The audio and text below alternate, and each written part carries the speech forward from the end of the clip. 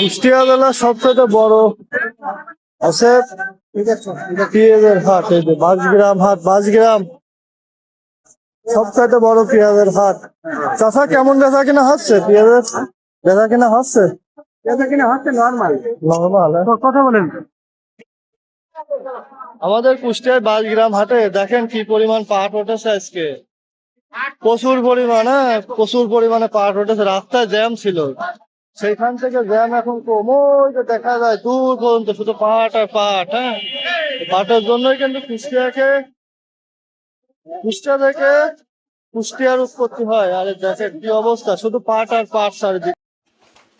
আমাদের বাঁশগ্রাম বাজারে কুষ্টিয়ার মধ্যে অনেক বড় একটি বাজার, এবং এখানে পেঁয়াজ, রসুন, পাটের দুর্দান্ত হাট বসে। বৃহস্পতিবারে চরম ভিড় আজকে বাজারে।